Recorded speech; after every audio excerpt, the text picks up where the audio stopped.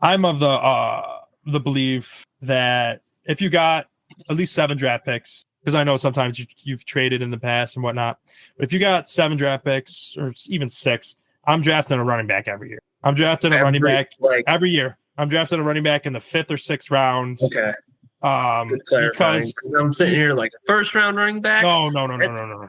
That's a huge commitment to make at that point. But you see it all the time. 5th or 6th round running back, I could see that's what honestly the Packers do that most years. Mm-hmm. They always draft a running back. They draft a receiver in the 5th, 6th, and 7th every year. Anyways. Yeah, I think drafting a running back late is a great idea. I agree there. Yeah, I'm a believer of that because and same with the wide receivers. I want to get at least one. I don't want to leave a draft without at least a running back or a wide receiver late round, because you see it all the time where there's wide receivers that are late round picks that are, they just, for some reason, they're just going to shine. Terry McLaurin. Exactly. Yeah. Terry McLaurin. I believe Terry McLaurin is over the past couple of years, I think, since he's been in the league, I think Scary Terry has been probably at least top 10, but he's probably borderline top 5 wide receiver. He's just had the Washington Commanders as their QB carousel, but he's good. He's good. But yeah, late round picks, I would always want to leave a draft with a running back and a wide receiver, because you see all the time where they hit, and if they don't hit, try to get them on special teams. You always need people to fill out the roster, and if they don't hit, they're only a 5th or 6th or 7th or whatever, and then just keep rotating them in. You keep every year, you're eventually one of those years you're gonna hit on them. I mean, look at the Packers; they got riches of later round wide receivers. No, yeah, Christian Watson is a 2nd rounder. He's by far. Jaden Reed was the 2nd too. So Jaden Reed, Christian Watson. Okay. Dobbs was a 4th. Wicks, I think, was a 6th. And Wicks looks Tucker good. Kraft was a 3rd. Musgrave was a 2nd. They don't have any first rounders. It's all 2nd, 3rd. Yeah, exactly. Yeah, and I think a lot. If a big sweet spot is that 2nd, 4th, or 5th for wide receivers, especially. I feel like you see a lot of good wide receivers in that range. You might not get. Obviously, there's going to be people like your Marvin Harrison Jr., your Justin Jefferson, your Calvin Johnson, where you got to draft them. You got to draft them in the first round. They're just absolute talents. They're just that good, yeah. So, in your opinion, if you don't have the opportunity to draft one of those guys, is waiting until a later round to the guy that you want a better option going forward? Or would you rather take somebody that's kind of just there? You have to get the best available, whatever's at that spot for a specific position. So if you need, because everybody was heavy on the Packers, we need a wide receiver for I don't even know how long. Yeah, for forever. And now you know what happened? They don't need a wide receiver. Everybody's saying they have so many weapons, but everybody was also saying they don't have any weapons 2 years ago when they had all these guys still on the roster. So yeah, I think I don't believe in drafting the 4th best guy just because you need a wide receiver. Okay. I do want to do best player available, but you want to rank those. I think you have ladders or kind of a stair system where you got a group of guys that you might not even be able to draft them, but they're your top guys, and then you go down to another tier that you'll have the players that are in that group, and you might rank them in that order on that, and then you have another tier, another tier, and you don't want to, if there's a player in a tier above, but you want a wide receiver, but there's a player in the tier above, you take that player because you're going to go best player. But if they're in the same tier, then go with the position of need for sure.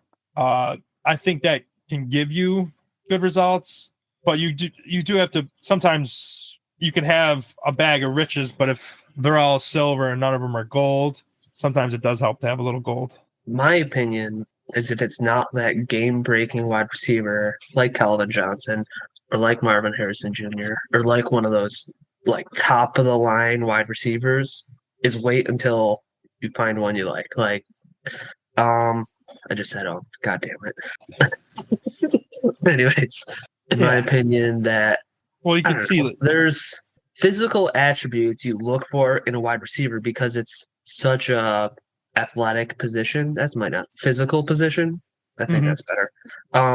But you have to be fast. You have to be strong. You have to be quick off the ball. You have to have the acceleration to get out of routes. You have to have a great change of speed. You have to look for those in a wide receiver one, no matter what the situation is. If they don't have those, I don't think they'll succeed 90% of the time. Anyways.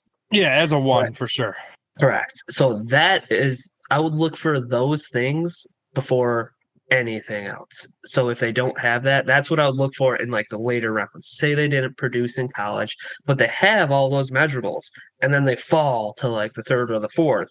Those are the things I would look for, and those are the players that I would take because they have that ability. Granted, they probably have fallen for a reason. Granted, Exactly, it would be like off the field issues, or maybe they were just not able to catch the ball, which is kind of important for a wide receiver. Yeah. But what's the number one thing you're looking for in a wide receiver then? Later round. Probably acceleration. Acceleration? That's a good one. I'm probably looking at route running. I mean, it all kind of ties together. You need to have good acceleration to excel at route running too. If you can't get out of your break, then you don't have good route running. For sure. Yeah, you're gonna have the acceleration if you're a good route runner, usually. But yeah, if someone can run a pretty full route tree, that's one less thing you have to teach them. That's true. I never thought about like a full route tree to think about like running different routes and doing everything. Yeah, that's a good point. You could just plug them, and you could teach whatever. A lot of times, I feel like that might be if someone can run a full route tree and they're a later round. It's most likely like. Usually I feel like it might be speed. They might not have that game break speed, top end speed, but that's fine. I'm like if they're a fourth or fifth rounder, I don't per se think I'm looking for a number one. Yeah, I agree. But you could also, injuries are a big one too that have made people fall.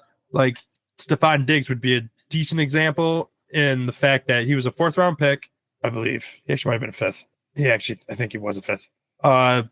But he actually fell because he played for Maryland, so it wasn't a big school, but he was also injured for basically a full season 1 year in college. So that's some teams look at that and they don't have as much game tape on them, so they might not want to, take that plunge with an early pick. Then you also have your undrafted guys that they might have fallen because they were small, or heck, they were a QB in college, like a Julian Edelman. That's exactly where my mind went when you said they were small too, or Wes Welker. Wes Welker. Like all of Brady's little receivers that did incredible for so long. Yeah, and it was actually funny as I was listening to a different podcast.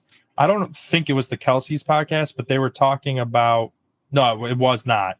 But they talked about how having a former. They actually didn't name names, but you could figure out that they were talking about Patrick Mahomes and Travis Kelce. And they actually talked about when you have a wide receiver that used to be a quarterback, the connection that a quarterback can build with that player is different than any other wide receiver, because that wide receiver or tight end, or you can just say pass catcher, was a quarterback. So they know all the things, or they know when they're running through a zone, they know what the QB is looking at and what he wants. And that's why they were talking about how Travis Kelce, unnamed, it was implied. A lot of times they might call a play and he might not even remotely run the route, but it's because when he goes, he sees where he needs to go in the zone. And Patrick Mahomes knows that Travis knows, so he'll throw it to where he knows Travis is going to be. Wait, back up real quick. So was Travis Kelce a quarterback in college? Yes, he was a quarterback for Cincinnati. Yeah, well, for part of it. And then he was a tight end. Okay. Yep. I did not know that. You just taught me something new today. That is good to know. Yep. So yeah, former QB, they know different things, and they see the field different too.